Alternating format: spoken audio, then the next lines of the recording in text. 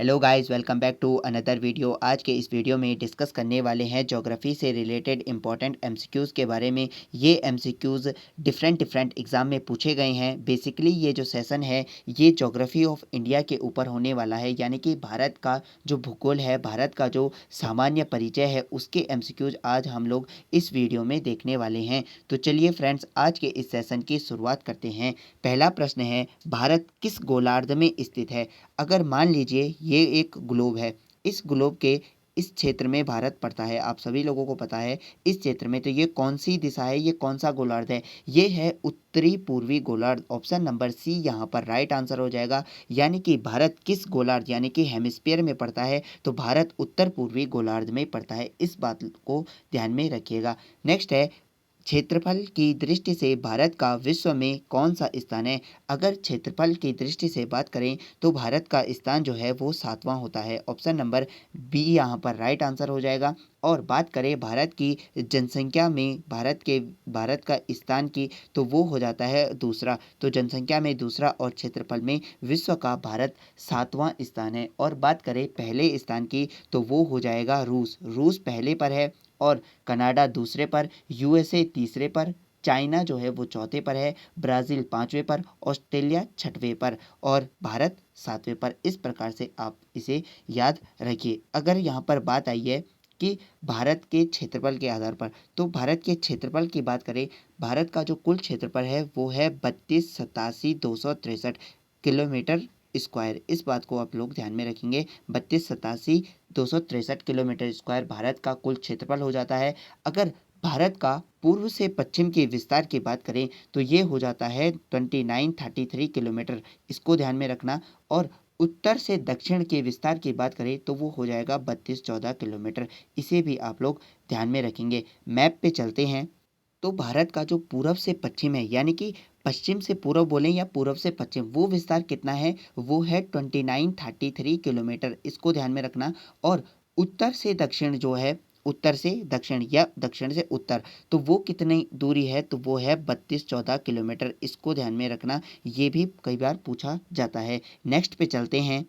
बोलता है भारत का क्षेत्रफल विश्व के कुल क्षेत्रफल का कितना भाग है? तो भारत का जो क्षेत्रफल है वो विश्व के क्षेत्रफल का लगभग 2.4% है। ये इसका राइट आंसर हो जाता है।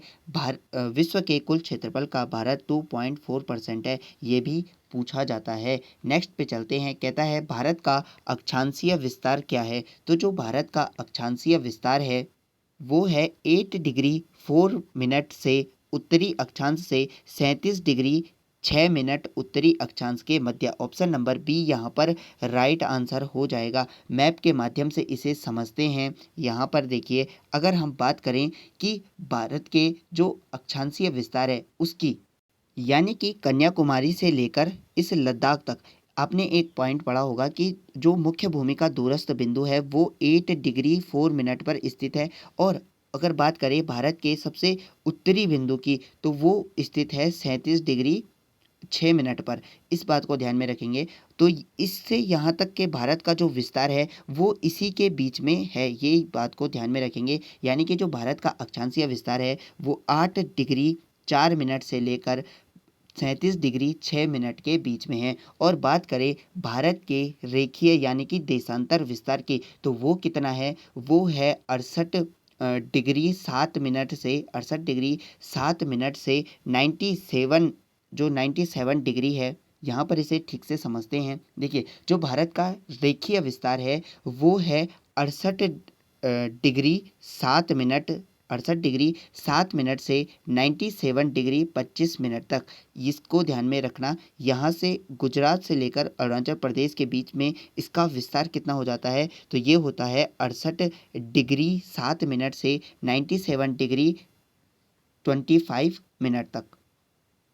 तो ये जो 68 डिग्री 7 मिनट पूर्वी अक्षांश से 97 डिग्री 25 मिनट पूर्वी अक्षांश तक है, ये भारत का रेखीय यानी कि देशांतरीय विस्तार है। और ये भारत का अक्षांशीय विस्तार हो जाता है। दोनों विस्तारों को याद रखना। नेक्स्ट है, कर्क रेखा भारत के निम्नलिखित में से किस राज्य से होकर नहीं गुजरती है?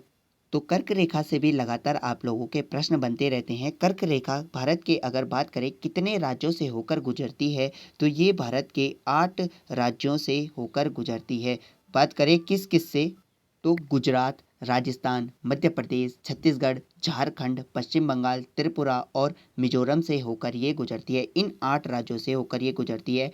आप लोगों ने एक ट्रिक पढ़ी होगी, मित्र पर गमसा झाड़, तो ये इसको याद करने की ट्रिक है कि कर्क रेखा से कितने राज्य कर्क रेखा कितने राज्यों से होकर गुजरती है, तो 8 राज्यों से होकर गुजरती है।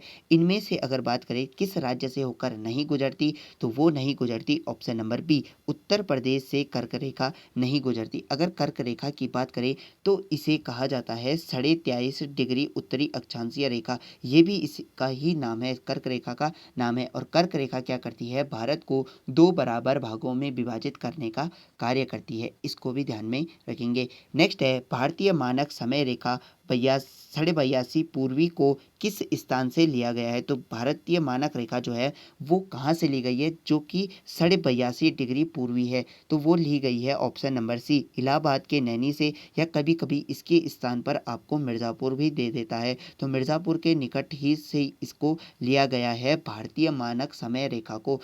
तो ये है 82.5 डिग्री पूर्वी और नैनी से ली गई है। और बात करें, कभी कभी एक प्रश्न पूछा जाता है कि भारत के जो सबसे पश्चिमी बिंदु है जो कि गुजरात में पड़ता है, जिसका नाम है गोहार मोती या गौहर माथा भी जिसका नाम है, तथा पूर्वी जो बिंदु है किबुथु यानी कि जो अरुणाचल प्रदेश में पड़ता है, उन दोनों के बीच के समय में कितना अंतर होता है, तो वो होता है 2 घंटे का, इसे ध्यान में रखना। नेक्स्ट पे चलते हैं, कहता है भारतीय मानक समय रेखा तथा ग्रीनविच माध्य समय रेखा में कितने घंटे का अंतर होता है, यानी कि इंडियन स्टैंडर्ड टाइम और ग्रीनविच मीन टाइम में कितने समय का अंतर होता है, तो ये होता है ऑप्शन नंबर ए, 5.5 घंटे का अंतर होता है, वो भी आगे। तो जो इंडियन स्टैंडर्ड टाइम है वो आगे चलता है 5.5 घंटे, इसे ध्यान में रखना।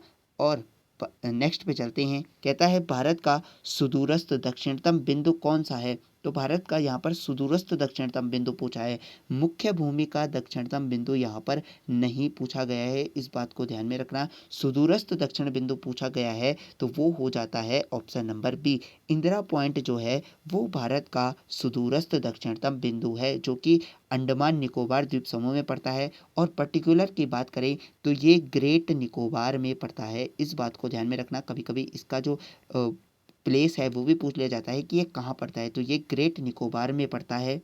और बात करें भारत के मुख्य भूमि के दक्षिणतम बिंदु की, तो वो कैप कमोरिन या कन्याकुमारी जो कि तमिलनाडु में पड़ता है, ये हो जाता है, ये मुख्य भूमि का दक्षिणतम बिंदु है। और ये भारत का सुदूरस्थ बिंदु है, यानी कि साउदर्न मोस्ट पॉइंट है इंदिरा पॉइंट, इसको ध्यान में रखना। नेक्स्ट है भारत का एकमात्र जिला कौन सा है जिसकी सीमा 4 राज्यों को स्पर्श करती है, तो वो एकमात्र जिला कौन सा है, आपने पढ़ा होगा, वो यूपी का जिला है। इनमें से कौन सा है, तो सोनभद्र है, ऑप्शन नंबर ए यहाँ पर राइट आंसर हो जाएगा।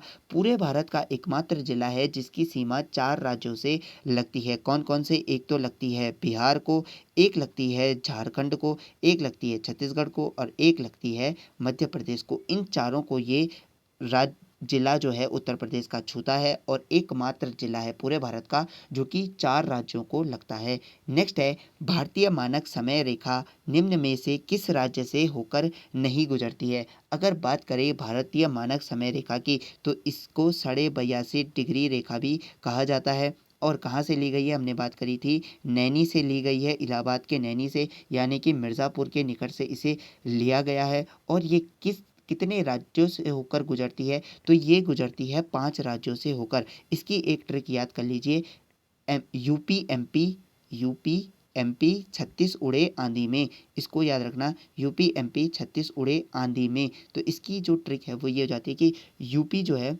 उत्तर प्रदेश हो जाएगा, एमपी से मध्य प्रदेश हो जाएगा, छत्तीस से छत्तीसगढ़ हो जाएगा, आंध्र प्रदेश से आंधी से आंध्र प्रदेश हो जाएगा, और उड़े से जो है वो उड़ीसा हो जाएगा। तो इन 5 राज्यों से ये होकर गुजरती है। तो इनमें से आपको बताना था किस राज्य से होकर नहीं गुजरती, तो आपने देखा होगा कि झारखंड का नाम मैंने कहीं पर नहीं लिया, तो झारखंड इसका राइट आंसर हो जाएगा।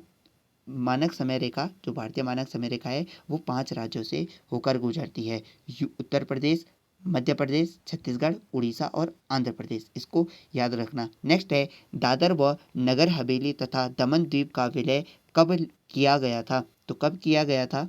इनका जो विलय था वो 2019 के विधेयक के आधार पर 2020 में कराया जाता है। और कब कराया जाता है? तो ये होता है ऑप्शन नंबर सी 26 जनवरी 2020 को इसका राइट आंसर हो जाएगा। इन दोनों का विलय करा दिया जाता है, दादर व नगर हवेली तथा दमन द्वीप का, इसको ध्यान में रखना। और बात करें कि 27 नवंबर 2019 को ये जो है लोकसभा से पास हो गया था और 3 दिसंबर 2019 को ये राज्यसभा से पारित हो गया था और 26 जनवरी को ये जो विधेयक था ये मतलब ये पुनर्गठन जो था ये प्रभावी हो जाता है। तो इस बात को ध्यान में रखना। और वर्तमान में भारत के राज्य तथा यूनियन टेरिटरी की बात करें तो भारत के राज्य 28 हो जाते हैं और यूनियन टेरिटरी 8 हो जाती हैं, इसे ध्यान में रखना। नेक्स्ट है हिमालय की प्रमुख पर्वत श्रेणियों का उत्तर से दक्षिण का सही क्रम है। तो इनमें से आपको बताना है कि जो हिमालय की जो पर्वत श्रेणियां हैं इनका उत्तर से दक्षिण का क्रम कौन सा है।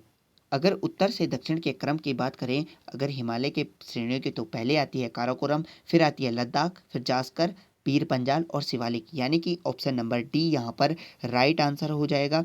और अगर ऑप्शन नंबर ए को देखें तो ये इसका दक्षिण से उत्तर का क्रम हो जाएगा। देखिए शिवालिक, पीर पंजाल, जास्कर, लद्दाख, काराकोरम, ये इसका दक्षिण से उत्तर की ओर का क्रम है। और काराकोरम, लद्दाख, जास्कर, पीर पंजाल, शिवालिक, ये इसका दक्षिण उत्तर से दक्षिण का क्रम है। तो इन दोनों को भी ध्यान में रखना। नेक्स्ट है भारतीय मानक समय रेखा तथा कर्क रेखा एक दूसरे को निम्न में से किस राज्य में काटती हैं? तो जो भारतीय समय मानक रेखा है और कर्क रेखा है ये आपस में काटती हैं, ऑप्शन नंबर सी छत्तीसगढ़ में ये एक दूसरे को काटती हैं। इस बात को ध्यान में रखना। ये प्रश्न एक प्रीवियस ईयर क्वेश्चन है, वैसे सारे ही प्रीवियस ईयर क्वेश्चन है लेकिन ये ज़्यादा इंपॉर्टेंट है, बहुत बार पूछा जाता है। नेक्स्ट है निम्न में से किस श्रेणी को उच्च एशिया की रीढ़ के नाम से जाना जाता है? तो उच्च एशिया की रीढ़ किस श्रेणी को कहा जाता है? वो कहा जाता है ऑप्शन नंबर ए काराकोरम श्रेणी, इसका राइट आंसर हो जाएगा, जिसे उच्च एशिया की रीढ़ भी कहा जाता है।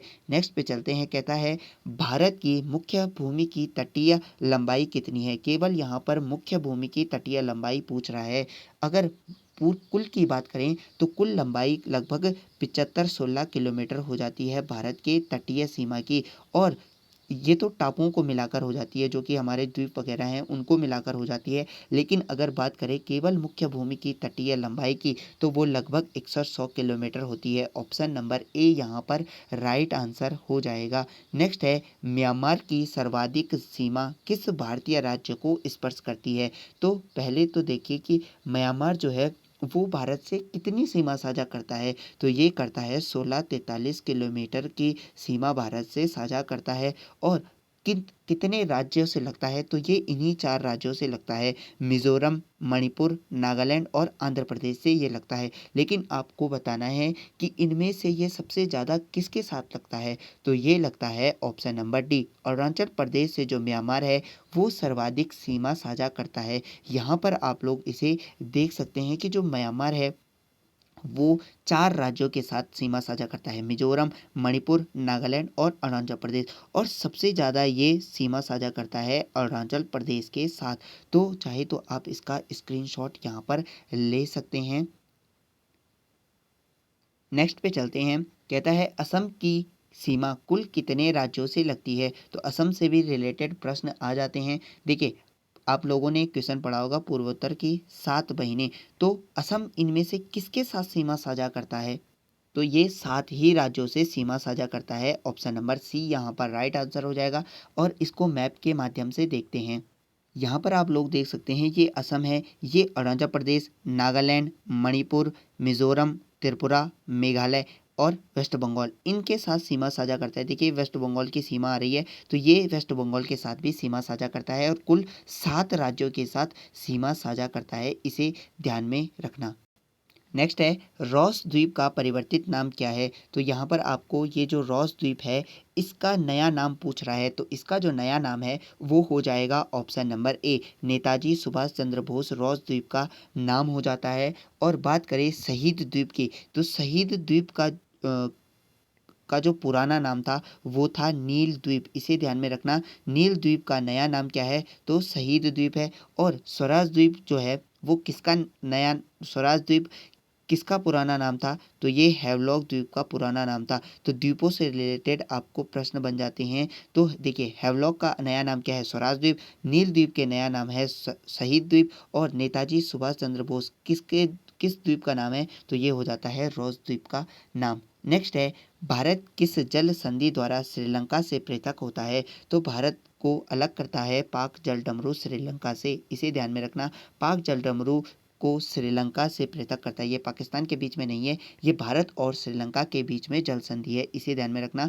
पाक जल डमरू। और बात करें 9 डिग्री चैनल की, तो ये लक्षद्वीप और मिनिकॉय के बीच में है 9 डिग्री चैनल। और 8 डिग्री चैनल की बात करें तो ये मालदीव और मिनिकॉय के बीच में हो जाता है, इसे ध्यान में रखना। जल संधियाँ भी आपसे पूछी जाती हैं। और बात करें ग्रेट या महान चैनल की, तो ये सुमात्रा के बीच में है, जो इंडोनेशिया का एक द्वीप है। सुमात्रा और निकोबार के बीच में ये आता है, तो इसे भी ध्यान में रखना। ये जो ग्रेट चैनल है ये सुमात्रा और निकोबार के बीच में पड़ता है। नेक्स्ट है, निम्नलिखित राज्यों में से कौन सा राज्य बांग्लादेश से 3 ओर से घिरा हुआ है? तो 3 ओर से कौन घिरा हुआ है?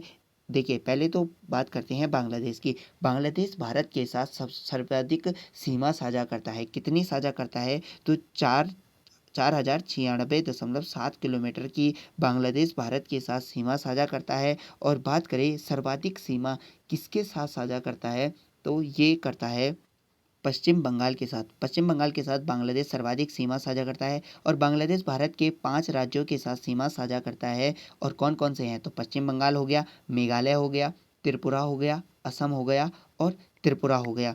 तो इनमें से तो आपको इसमें से तो सारे ही बांग्लादेश के साथ सीमा लगाते हैं, लेकिन आपको बताना है कि 3 ओर से कौन घिरा है? तो ये घिरा है त्रिपुरा। ऑप्शन नंबर सी यहाँ पर राइट आंसर हो जाएगा। तो फ्रेंड्स, हमने यहाँ पर भारत के जो सामान्य परिचय है उससे रिलेटेड प्रश्नों को यहाँ पर देखा। अगर आपको ये वीडियो पसंद आया तो इसे लाइक कीजिए, वरना डिसलाइक कीजिए, ना आए तो डिसलाइक कीजिए। और अगर आपको इसकी पीडीएफ चाहिए तो टेलीग्राम को ज़रूर ज्वाइन कीजिए।